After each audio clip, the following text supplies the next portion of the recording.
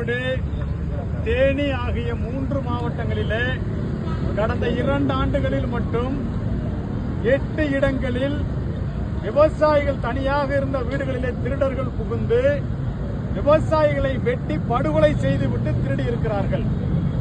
திருப்பூர் மாவட்டத்தில் கடந்த ஓராண்டுக்கு முன்பு கள்ளக்கணத்தில் மது அருந்ததியை கேட்ட 4 விவசாயிகள் வெட்டி படுகொலை செய்யப்பட்டார்கள். கடந்த மாதம் சேமலை கவுண்டன்பாளையத்தில் அப்பாவி விவசாயிகளை 3 பேர் மிக படுகொலை செய்யப்பட்டுள்ளனர். ஆக விவசாயிகள் தனியாக இருக்கும் வீடுகளிலே இந்த திருடர்கள் பகல் நேரங்களில் நோட்டமிடுவதும் இரவு நேரங்களில் படுகொலை செய்துவிட்டு கொள்ளையடிப்பதும் தொடர்ந்து கொண்டிருக்கிறது. ஆக விவசாயிகளாகிய நாங்கள் இன்னும் வேல்கம்பு பிடிக்க தெரியாதவங்க இல்ல, குத்திட்டு பிடிச்சு குத்த தெரியாதவங்க இல்ல, ஏறும் போரும் எங்கள் குல தொழில். இனி விவசாயிகள் வீட்டில் எவன் திருட வந்தாலும் அவனுக்கு உயிர் இருக்காது என்பதை உணர்த்துவதற்காகத்தான் விவசாயிகள் தற்காப்பு பேரணி நாங்கள் நடத்தி இருக்கிறோம். தமிழ்நாடு அரசு காவல்துறை என்ன செய்யணும்னா மற்ற கொலைகாரர்களையும் இந்த கொன்று திருடக்கூடிய கொலைகாரர்களையும் வகைப்படுத்தணும். மர்டர் ஃபார் கெயின் சொல்லக்கூடிய கொன்று திருடக்கூடிய திருடர்களுக்கு கருணையே காட்டக்கூடாது. அவர்களுக்கு வழக்கு விசாரணை முடியும் வரை அவர்களுக்கு ஜாமீனே கொடுக்க கூடாது. அவர்களுக்கு குறைந்தபட்ச தண்டனையே மரண தண்டனையாக இருக்க வேண்டும். போய் திருடனை நாங்க பிடிச்சு கொண்டு ஒப்படைக்கிறோம். திருடனை பிடிக்க போனா அவன் ஆயுதம் வச்சிருக்கிறான், பட்டாக்கத்தி வச்சிருக்கிறான், பீச்சர்வால் வச்சிருக்கிறான், குத்திட்டு வச்சிருக்கிறான். அவனை போய் நாங்க எப்படி வெறுங்கையில பிடிக்க முடியும்? திருட வரணுக்கு நாங்க சக்கராங்கோல் டீ போட்டு மேரிகோல்டு பிஸ்கட்டா கொடுக்க முடியும்? அப்ப அவனை கூட்டிட்டு போய் நாங்க திருப்பி அவனை தாக்கி தான் பிடிக்க வேண்டியிருக்கு. தாக்கி பிடிச்சு கொடுத்தா காவல்துறை எங்க மீதே வழக்கு போடுறாங்க. எவ்வளவு பெரிய அநியாயம் பாருங்க.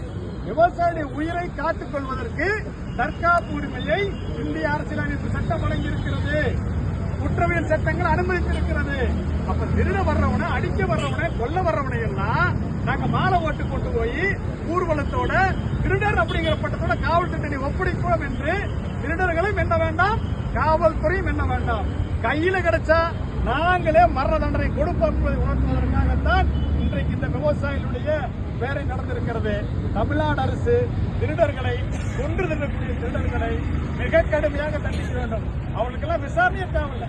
மக்கள் வரி பணத்துல கொண்டு போய் அவனையெல்லாம் ஜெயில உட்கார வச்சு சோறு போட்டு அரசு வழக்கறிஞர் செலவு பண்ணி அவனுக்கெல்லாம் தீர்ப்பு. என்ன பெரிய அநியாயம்! இங்கிருந்து ஆன்சாங் கொலை வழக்குல 3 பேர் 4 பேர் என்கவுண்டர் பண்றாங்க காவல்துறை. அப்ப இந்த மாதிரி புடிச்ச திருடர்கள் என்ன பண்ணிருக்காங்க? அப்ப விவசாயிகளுக்கு ஒரு நீதி, அரசியல்வாதிகளுக்கு ஒரு நீதியா? ஆக விவசாயிகளுக்கு அநீதி வழங்குவதை காவல்துறை தவிர்த்துக் கொள்ள வேண்டும். கொன்று திருடர்கள் மீது கருணை காட்டக்கூடாது. அவர்களுக்கு குறைந்தபட்ச வேண்டும். தொடர்ச்சியாக இன்னைக்கு தொடங்கி இருக்கின்ற பேரணி அடுத்த கட்டமாக நாங்கள் கிராமந்தோறும் சென்று விவசாயிகள் வீட்டில் குத்திட்டு வச்சுக்கணும், வேல்கம்பு வச்சுக்கணும், மீண்டும் நம்மள ஆயுத பயிற்சி எடுக்கணும். ஏன்னா விவசாயிகள் எங்களை உயிரையும் உடம்பையும் காப்பாற்றிக் கொள்ள வேண்டுமானால் அதை தவிர வேறு வழி இல்லை என்பதற்காக அந்த பிரச்சார பயணத்தையும் தற்காப்பு பயணத்தையும் நாங்கள் தொடங்க உள்ளோம் என்பதை தெரிவித்துக் கொள்கிறோம்.